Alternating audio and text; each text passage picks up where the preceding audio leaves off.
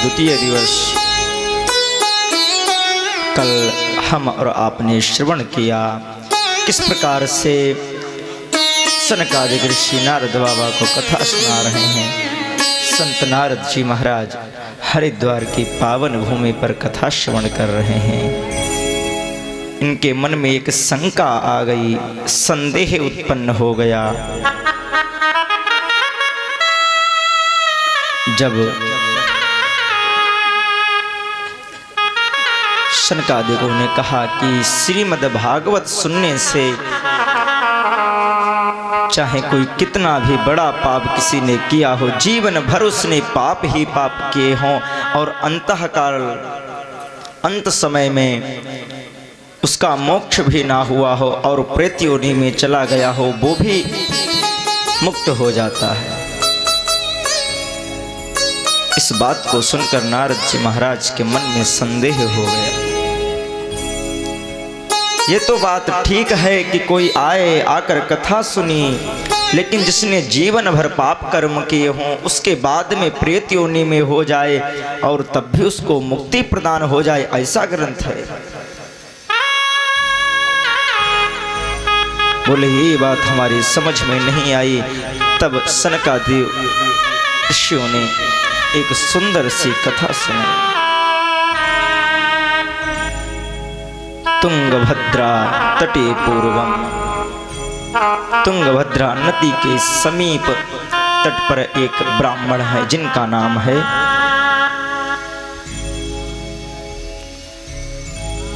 उत्तम नगर है। वहां एक ब्राह्मण रहते हैं महाराज, बहुत ही सद्गुणी हैं जिनका नाम है आत्मदेव जी महाराज। कल हमने यहाँ तक कथा श्रवण की। बड़े ही सरल सुशील और कर्मकांड के ब्राह्मण है, बड़े विद्वान ब्राह्मण हैं जिनका नाम है आत्मदेव जी महाराज। इनके अंदर सब सद्गुण हैं, बस एक दुर्गुण है कि थोड़ी सी लोभमयी प्रवृत्ति है। ब्राह्मण है ना, इस कारण इनकी एक प्रवृत्ति हो गई लोभमयी, बाकी सब इनमें सद्गुण हैं। बड़े विद्वान हैं, भगवान का अर्चना पूजना वंदना सब करते हैं।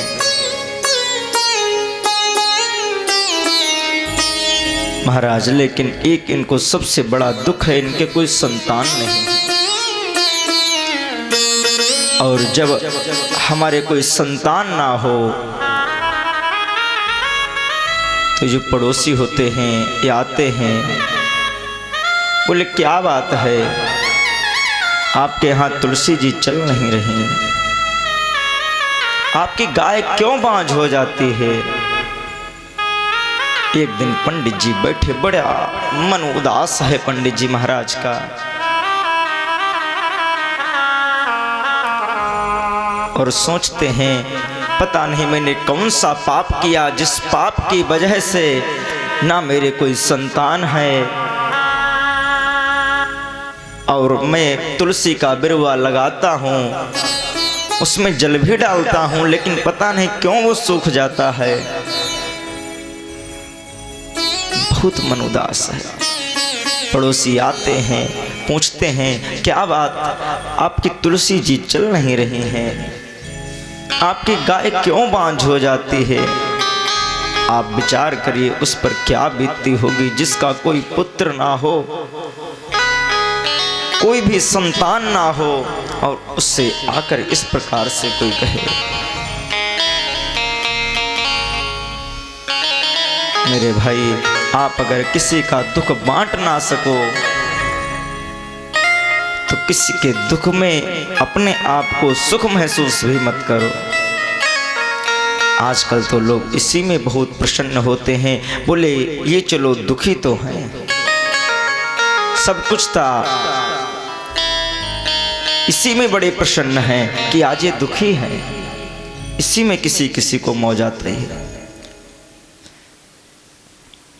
आज आत्मदेव जी महाराज अपने मन में बड़ी ग्लानि कर रहे हैं कि हमारे कोई संतान नहीं है। ये सोचते हुए बोले अभी मैं जाता हूं, अपने प्राणों को त्याग दूंगा, मैं अब जीना नहीं चाहता।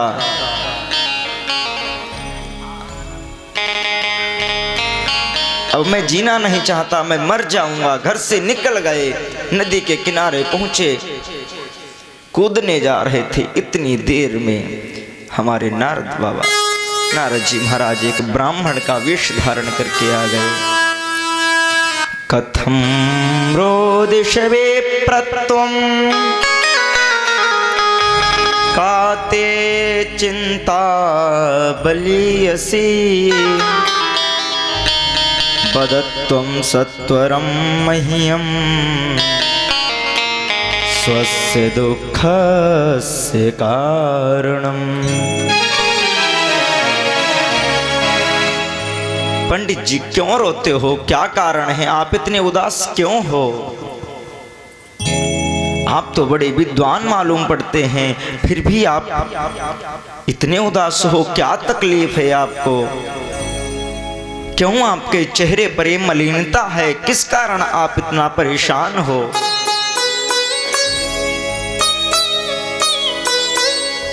आप मुझे बताइए किस कारण आप परेशान हैं, क्या आपको तकलीफ है? पंडित जी चरणों में गिरकर बोले, क्या बताऊं?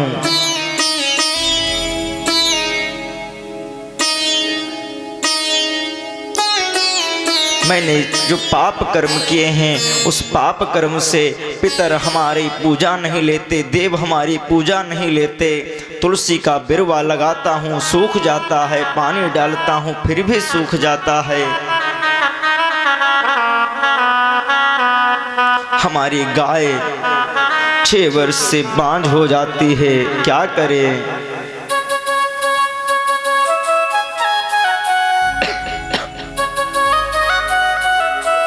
मैंने कौन सा ऐसा पाप किया है और किस पाप की वजह से सब कुछ हुआ है? मैंने निश्चय कर लिया, जब तक पुत्र की प्राप्ति का वर नहीं मिलेगा तब तक मैं लौट कर नहीं जाऊंगा, मर जाऊंगा। यही महात्मा के मन में बड़ा आश्चर्य हुआ और उनको समझाते हुए कहने लगे, मुंचा ज्ञानम प्रजा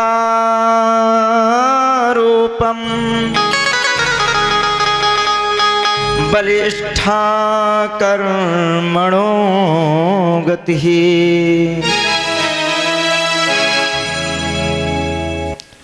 विवेकं तु समासाद्य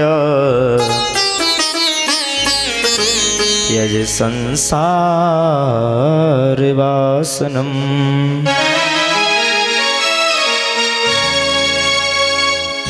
पंडित जी आपके मन में पुत्र की जो कामना है, ये अज्ञान रूपी कामना है। जब तक आपके पुत्र नहीं होता तब तक आप ये समझते हैं कि ईश्वर की कृपा नहीं है, और अगर पुत्र हो जाता है तो ये समझते हैं कि प्रभु की बड़ी कृपा है। बोले जो कुछ भी है ये सब अज्ञान है। अगर पुत्र ना हो, 1 वर्ष तक ना हो, 2 वर्षों तक ना हो, 4 वर्षों तक ना हो, जब 6-7 वर्ष हो जाते हैं तो हम ये समझते हैं कि ईश्वर की कृपा नहीं होगी तो नहीं हुआ, उसकी इच्छा नहीं होगी तो नहीं हुआ, या हुआ 1 वर्ष हुआ तो समाप्त हो गया, 2 वर्ष हुआ तो समाप्त हो गया। तो हम ये सोच लेते हैं कि ईश्वर की कृपा नहीं होगी तो इसीलिए हमको नहीं पूरी जिंदगी मिल पाया। लेकिन जितनी प्रीति हम इन पुत्रों में करते हैं, जितनी प्रेम हम इस माया रूपी जो प्रेम है, इतना हम संसार के पुत्रों में करते हैं, इतना प्रेम हम ठाकुर के चरणों में करने लग जाएं, यही ज्ञान रूपी भक्ति है। आप क्या ज्ञान की बात करते हैं पंडित जी? आप तो बड़े विद्वान मालूम पड़ते हैं, फिर भी आप ऐसी बात कर रहे हैं। बोले पुत्र हो और होने के बाद में 20 वर्ष 25 वर्ष बाद वही पुत्र जब कुपुत्र बन जाए, गलत रास्ते पर चलने लग जाए, तो वो जब दुख होता है तब आप क्या करेंगे? क्या उस दुख को आप सह पाएंगे? आपके 2 वर्ष तक पुत्र ना हो, 20 वर्ष हो जाएं, जिंदगी भर पुत्र ना हो, उस दुख को आप सह लेंगे कि ठाकुर की इच्छा नहीं होगी तो नहीं हुआ, लेकिन जिसका पुत्र हो 20-25 वर्ष बाद वो कुपुत्र निकल जाए, उसकी प्रीति गोविंद के चरणों में ना हो, भागवत कथा सुनने ना आए, वो महाराज गलत रास्ते पर चलने लग जाए, क्या माता पिता उस दुख को सह पाएंगे? अनन्य ममता विष्णु ममता प्रेम संगता, भाव स एव संद्रात्मा, बुधै प्रेमा निगद्यते। जैसी ममता हम संसार में करते हैं, वैसी ममता गोविंद के चरणों में हो जाए तो कल्याण हो जाएगा। पंडित जी चरणों में गिरकर बोले, यही तो समस्या है, समस्या तो यही है। इन महात्माओं के सामने जरा सा मन की बात कह दो तो तुरंत यही कहते हैं कि सब छोड़ो, केवल गोविंद को भजो। ये वेदांत बखानना शुरू कर देते हैं। लेकिन मैंने कह दिया कि मेरा जब तक कोई पुत्र का मुझे वरदान नहीं देगा, जब तक मेरे कोई पुत्र नहीं होगा, तब तक मैं यहीं रहूंगा, वापस नहीं जाऊंगा और यहीं अपने प्राणों का त्याग कर दूंगा। बहुत ग्लानि है आज आत्मदेव जी के मन में। जब इस प्रकार से देखा, नारद जी महाराज सोचने लग गए कि इतना बड़ा भगवान का भक्त, इतना विद्वान, और इस प्रकार से अगर कोई अनर्थ करता है तो ईश्वर भी कहेगा कि कोई संत मिला और उसने संत ने इनकी मन की कामना पूरी नहीं कर पाई तो इनको एक आज फल दे दिया, बोले जाओ और जाकर अपनी पत्नी को खिला देना। सब नियम बता दिए, किस प्रकार से उनको रहना है, क्या करना है। पंडित जी महाराज बड़े प्रसन्न हुए कि अब हमको पुत्र की प्राप्ति हो जाएगी। आए धुंधली से कहा, लो ये फल, इसको खा लेना। सब नियम बता दिए। अब महाराज इसने जब नियम सुने, ये कौन नियम करेगा? हम तो 3-3, 4-4 दिन हो जाते हैं, नहाते नहीं हैं, क्या आनंद मिलता है उसमें। और ये बता रहे हैं सुबह 4 बजे उठकर नहाना होगा, इतने घंटे भगवान का ये भजन करना होगा, ये माला इस मंत्र की जाप करनी होगी। कौन ये सब करेगा? और उसके बाद में जब पुत्र हो जाएगा तो उसका लालन पालन कितनी कठिनाई होगी, और जब गर्भ में होगा तो मैं कैसे हास परिहास कर पाऊंगी सबसे। मैं ये फल नहीं खाने वाली। इसने अपने मन में संकल्प कर लिया, मैं कोई फल नहीं खाऊंगी। इसकी एक सहेली थी, उसको बुलाया, उसके पेट में गर्भ था। उससे इसने कहा कि जब तुम्हारे संतान हो तो मुझे अपनी संतान दे देना। तुम जितना चाहो मुझसे धन ले लो, सब तुमको मैं दे सकती हूँ। तुम जितना चाहो हमसे ले जाओ। जब तक तुम्हारे संतान नहीं होगी तब तक मैं भी ढोंग करूंगी, जैसे ये सबको प्रतीत हो कि हाँ इनके गर्भ में संतान है, और जैसे संतान हो वैसे अपनी संतान हमको दे देना जाकर। और इसने जो फल था तो इसके घर में जो गाय थी उसको खिला दिया। समय व्यतीत होने पर इसकी सहेली के पुत्र हुआ, लाकर रात्रि में ही धुंधली को दे दिया।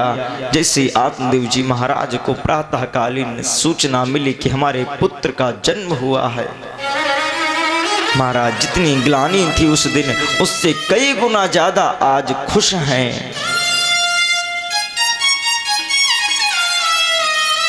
जिसके 50 वर्ष हो गए हों, जिसे वृद्धावस्था में पहुंच रहा हो और उसके पुत्र हो जाए, इससे बड़ी उसके लिए प्रसन्नता की क्या बात होगी। आज आत्मदेव जी महाराज बड़े प्रसन्न हैं।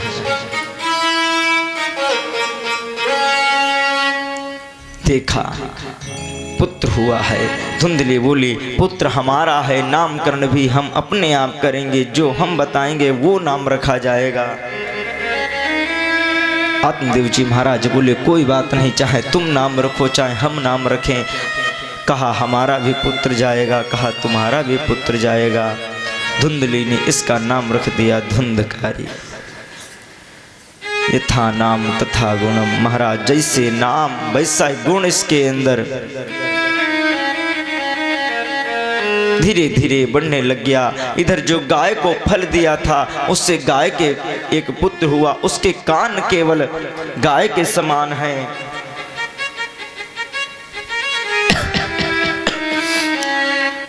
उसके कान हैं गाय के समान, बाकी पूरा शरीर मानव का है। इसलिए गोकर्ण जी महाराज ने इसका नाम रख दिया गोकर्ण। आत्मदेव जी महाराज, आत्मदेव जी महाराज अपना पुत्र गोकर्ण को मानते हैं, धुंधली अपना पुत्र धुंधकारी को मानती है। धीरे धीरे दोनों बढ़ने लगे, उम्र व्यतीत होने लगी। ये बचपन से ही इसके अंदर अवगुण आने लगे। कहीं तो जाकर कंचा खेलता, कहीं गोली खेलता, धीरे धीरे ताश खेलने लग गया। ताश खेलने के बाद में मदिरा पान करने लग गया। इसकी संगत हो गई वैश्याओं से। इधर गोकर्ण जी महाराज, गोकर्ण पंडितो ज्ञानी धुंधकारी महाखला। गोकर्ण जी महाराज महाज्ञानी विद्वान पंडित हो गए और धुंधकारी महाखला, ये महाखल हो गया।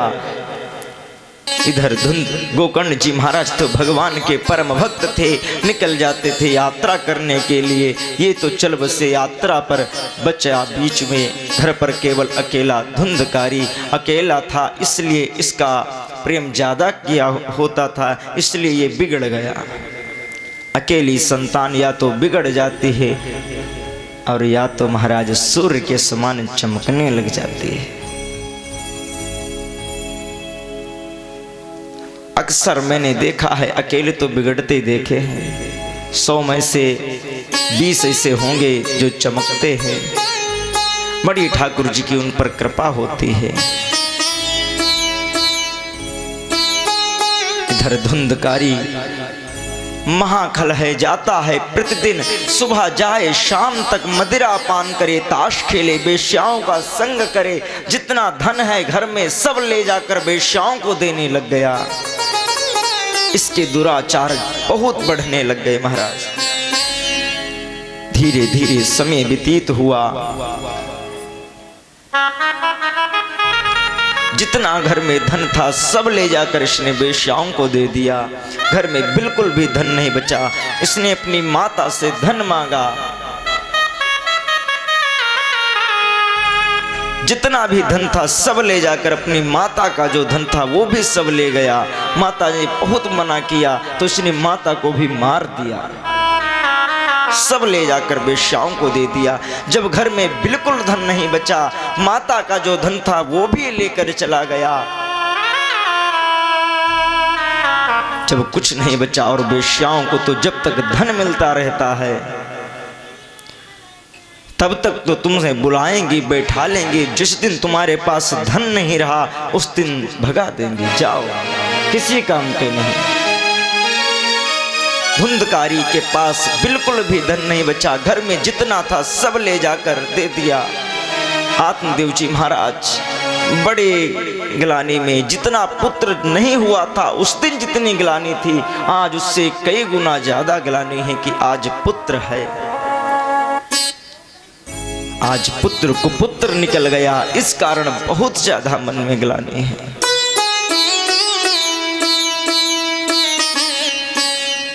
धुंधकारी गया वेश्याओं के पास, वेश्याओं ने धन मांगा, नहीं था तो रात में इसे लिटाया और लिटाने के बाद में एक जलता हुआ लकड़ी का चेला लेकर इसके मुख में ठोस दिया, इसकी मृत्यु हो गई।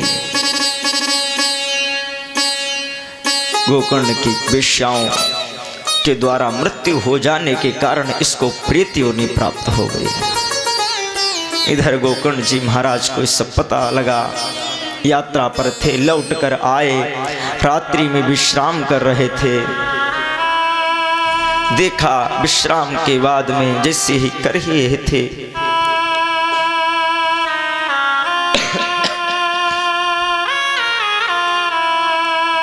रात्रि में विश्राम कर रहे ये धुंधकारी प्रेत योनि में है, आता है कहीं किसी रूप में कहीं किसी रूप में।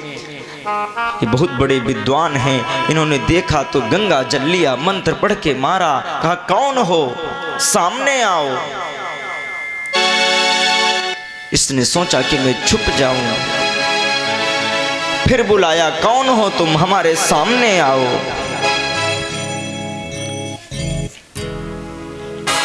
बहुत कहने पर धुंधकारी के सामने, धुंधकारी जब सामने आया, सामने आकर पूछा कौन हो, तो एक परछाई में धुंधकारी खड़ा है, अपना परिचय देता है। अहम भ्राता त्वदीयोस्मि धुंधकारी नामतः स्वकीयैव दोषेण ब्रह्मत्वं नाशितं मया। मैं आपका भाई हूं धुंधकारी, आपकी ये गति किसने की? मैंने ये तो सुना था, जब मैं यात्रा पर था तो मैंने सुना था कि तुम्हारी मृत्यु हो गई है, लेकिन तुम प्रेत योनि में किस प्रकार से गए, क्या हुआ ऐसा? धुंधकारी ने पूरी कथा बताई, किस किस प्रकार से हमने दुराचार किए, इस कारण हमको प्रेत योनि में आना पड़ गया। हे भैया हम पर कृपा करो, कैसे भी हमारी मुक्ति करो। गोकर्ण बोले लेकिन हम तो तुम्हारा पिंडदान भी गया में करा है, फिर भी तुम्हारी मुक्ति नहीं हुई, क्या कारण है? धुंधकारी बोला एक छाया के रूप में खड़ा है, एक बार नहीं आप 100 बार जाकर गया कराओ, लेकिन हमारी मुक्ति नहीं होने पाली। अगर मुक्ति ही करवाना चाहते हो, आप जैसा जिसका भाई हो। गोकर्ण पूछते हैं क्या करूं, किस कारण, कैसे आपकी मुक्ति होगी? धुंधकारी बोला आप इतने बड़े विद्वान हो, आप ही कोई उपाय ढूंढो जिससे हमारी मुक्ति हो जाए। अब आप जैसा जिसका भाई विद्वान हो और उसकी मुक्ति ना हो। गोकर्ण जी ने धुंधकारी से वचन दे दिया, जाओ हम तुम्हारी मुक्ति का कोई साधन ढूंढकर अवश्य तुमको मुक्ति दिलाएंगे। गोकर्ण जी महाराज सुबह उठे, सूर्य भगवान के सामने हाथ जोड़कर पूछने लगे, हे भुवन भास्कर बताओ किस उपाय से, क्या ऐसा साधन करूं जिस साधन से धुंधकारी की मुक्ति हो जाए? भुवन भास्कर सूर्य भगवान प्रसन्न होकर उपाय बताने लगे। श्रीमद्भागवतान् मुक्तिः सप्ताहं वचनं कुरु। भुवन भास्कर सूर्य भगवान ने कहा आप श्रीमद् भागवत सप्ताह ज्ञान यज्ञ का अनुष्ठान रखिए, एक बांस गड़ाइए, 7 गांठों उसमें धुंधकारी को विराजमान करिए, और जब वो 7 दिन तक कथा होगी उसके बाद में उनकी मुक्ति हो जाएगी। गोकर्ण जी महाराज ने सबको सूचना दी, जितने भी हैं सब आए, एक बांस गड़ाया, धुंधकारी को आमंत्रित किया। धुंधकारी आवे कैसे, तो महाराज धुंधकारी के लिए एक बांस गाड़ा गया, आओ आकर इस पर आप अपना स्थान लो। धुंधकारी आया, गोकर्ण जी महाराज ने कथा सुनाई। श्रोता बहुत हैं कथा सुनने वाले, लेकिन ध्यान से जो कथा सुन रहा है तो केवल धुंधकारी जी। 7 दिन तक कथा हुई, एक दिन कथा हो तो एक गांठ टूट जाए, दूसरे दिन कथा हो तो दूसरी गांठ टूट जाए, तीसरे दिन की कथा में तीसरी, चौथे दिन की कथा में चौथी, धीरे धीरे 7 दिन की कथा होने पर 7 गांठें टूट गईं। जैसे ही बांस की 7 गांठें टूटी, कथा संपन्न हुई, वैसे ही धुंधकारी एक सुंदर से रूप में आया और उसके लिए स्वयं नारायण का विमान आया। नारायण के विमान पर बैठकर धुंधकारी भगवान के धाम को चला गया। प्रेम सुल भागवत महापुराण की जय हो। जब धुंधकारी की मुक्ति हो गई, जितने श्रोता थे सब प्रश्न करने लग गए, कथा तो हमने भी सुनी, हमारे लिए विमान क्यों नहीं आया, केवल धुंधकारी के लिए ही विमान क्यों आया। तो कहते हैं कि आपने कथा तो सुनी, अत्रैव बहवः सन्ति श्रोतरो मम निर्भता, लेकिन श्रोता 3 प्रकार के होते हैं, पहला श्रोता, दूसरा सरोता और तीसरा सोता। इसमें श्रेष्ठ कौन है, श्रोता कौन है, सरोता कौन है और सोता कौन है? जो एकाग्र मन से प्रभु की कथा सुने, अपना ध्यान, अपने कान, अपना ज्ञान, मैंने कल 5 चीजें बताई थी, जो उत्तम हो, जिसकी 5 चीजें एकाग्र हो, तभी उसके अंतःकरण तक ये कथा पहुंच पाती है। बोलिए बिहारी जी महाराज की जय। गोकर्ण जी कहते हैं कथा तो आप सबने सुनी, लेकिन जो कथा धुंधकारी ने सुनी वो आपने नहीं सुनी।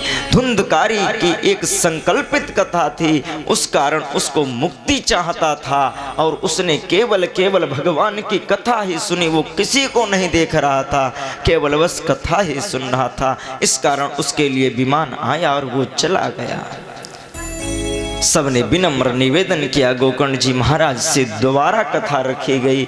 जब दोबारा कथा हुई तो सबने एकाग्र मन से कथा सुनी, सबके लिए विमान आए और सब भगवान के धाम को चले गए। प्रेम श्री भक्त वत्सल भगवान की जय हो। हमको भी जब कथा हो तो केवल इस कथा से पुनरपि जन्मम पुनरपि मरणम पुनरपि जननी जठरे शयनम, जो एक बार भगवान की कथा श्रवण कर ले ध्यान पूर्वक, तो उसे केवल भगवान के धाम का अधिकारी हो जाता है, दोबारा इस आवागमन के चक्कर में आना नहीं पड़ता। देवता भी चाहते हैं, जितने देवता हैं सब चाहते हैं कि हमारा जन्म हो एक बार, कहाँ, भारत भूमि पर। अद्यापि देवा इच्छन्ति जन्म भारत भूतले, आज भी देवगण चाहते हैं कि एक बार हमारा जन्म भारत भूमि पर हो जाए। ऐसा क्यों है? क्योंकि वो चाहते हैं अगर एक बार भी हम भारत भूमि में जन्म मेरा हो गया और भारत भूमि पर जब जन्म होगा तो कहीं ना कहीं मुझे कथा अवश्य प्राप्त हो जाएगी, और जब कथा प्राप्त होगी तो मुझे भगवान का धाम प्राप्त हो जाएगा। इस कारण देवता चाहते हैं कि एक बार केवल भारत भूमि में हमारा जन्म हो जाए। हम कितने बड़भागी हैं कि हमारी जो भारत भूमि है, जितने धाम हैं सब कहाँ हैं? भारत भूमि में। 12 ज्योतिर्लिंग, भगवान के 12 ज्योतिर्लिंग कहाँ है? भारत में। गंगा का उद्गम स्थल कहाँ है? भारत में। गंगा जाकर मिल जाती हैं समुद्र में, कहाँ? भारत में। कितनी पवित्र नदियां हैं हमारे भारत में, कैसे कैसे महापुरुषों ने जन्म लिया है हमारे भारत में, जिनके नाम पर ये भारत भूमि पड़ा, भारत नाम पड़ा, ऐसे महापुरुषों ने यहाँ जन्म लिया। रामकृष्ण जिससे अवतार हुए हैं भारत में, और उस भारत भूमि पर हम कितने बड़भागी हैं जहाँ रामकृष्ण जैसे अवतार हुए हैं। भगवान के 24 अवतार हैं, आगे वर्णन आएगा। जब ये कथा सुनी सबने, गोकर्ण महाराज सबको कथा सुनाई, सब तो भगवान के धाम के अधिकारी हो गए। महाराज ये कथा नारद बाबा सुन रहे, शनकादिक सुना रहे हैं। ऐसा आनंद आया है कथा में, सबके हृदय में कीर्तन होने लग गया। और जहाँ कीर्तन होता है तो महाराज प्रहलाद स्थलधारी तरल कदितया चोद्धव कांसधारी वीणाधारी सुरर्षि स्वर कुशलतया राग कर्तार्जुनो भूत इंद्रो वादीन मृदंगम जय जय सुखकरः कीर्तिने ते कुमारा यत्राग्रे भाववक्ता सरसरचनया व्यासपुत्रो बभूव महाराज ये कथा सबने सुनी तो प्रहलाद जी यहाँ ताली बजाने लग गए। उद्धव जी कांसा बजा रहे हैं, इंद्र जी मृदंग बजा रहे हैं, सनत कुमार जय जयकार कर रहे हैं और महाराज सभी संत जन वहाँ बैठे हैं, सब नृत्य कर रहे हैं। भोले बाबा से भी नहीं रहा गया, पार्वती के संग आकर के नृत्य कर रहे हैं और ऐसा सुंदर जब कथा हो रही, बीच बीच में सुखदेव जी महाराज सुंदर सुंदर व्याख्या कर रहे हैं। क्या आनंद आ रहा है, सब धूम से नाच गा रहे हैं, कीर्तन हो रहा है और जहाँ भी कीर्तन होता है वहाँ मेरे गोविंद का प्राकट्य हो जाता है। आइए हम भी कीर्तन करते हैं और वही जिस प्रकार से हरिद्वार में गंगा द्वार पर कथा हो रही थी, सब मृदंग बजा रहे हैं, उद्धव जी कांसा बजा रहे हैं, इंद्र मृदंग बजाने आ गए, प्रहलाद जी ताली बजा रहे हैं, क्या आनंद आ रहा है। आइए उसी प्रकार हम भी कीर्तन करते हैं। बोली बिहारी जी महाराज की जय हो। कि राम नाम की लूट है, हाँ लूट सके तो लूट, अंत समय पछताएगा जब प्राण जाएंगे छूट। तो सभी लोग मीठी मीठी तालियों के साथ कि दिल में तू श्याम नाम की, मन में तू श्याम नाम की, तू ज्योति जला के दे। उठा लो सभी लोग हाथ। दिल में तू श्याम नाम की, मन में तू श्याम नाम की, जरा ज्योति जला के दे। आएगा आएगा आएगा मेरा सावरा, दिल से बुला के देख। आएगा मेरा सावरा, दिल से बुला के देख। दिल में तू श्याम नाम की, मन में तू श्याम नाम की, जरा ज्योति जला के देख। आएगा आएगा आएगा मेरा सावरा, दिल से बुला के दे।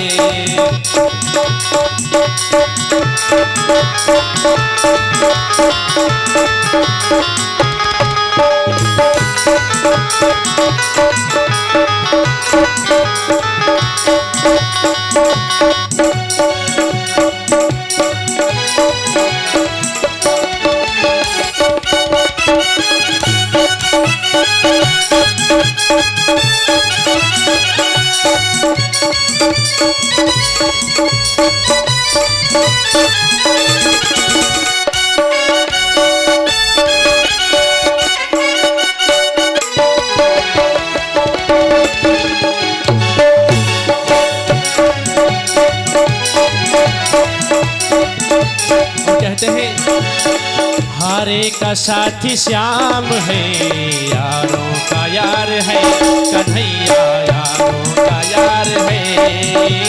हारे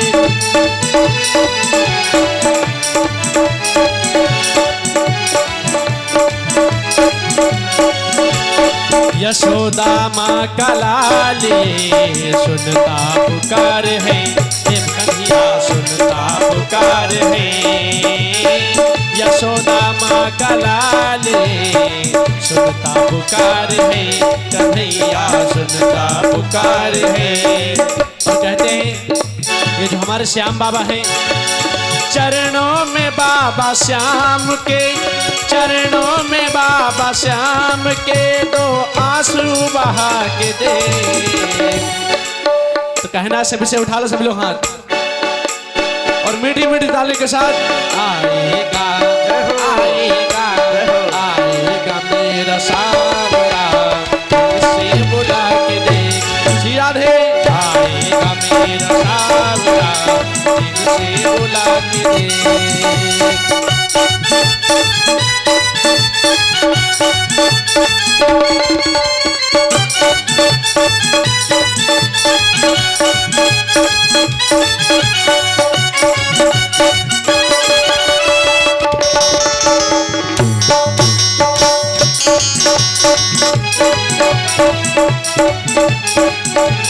और कहना है किस्मत के ताले खोलना, बाबा के हाथ है, ओ भगता बाबा के हाथ है, किस्मत के ताले खोल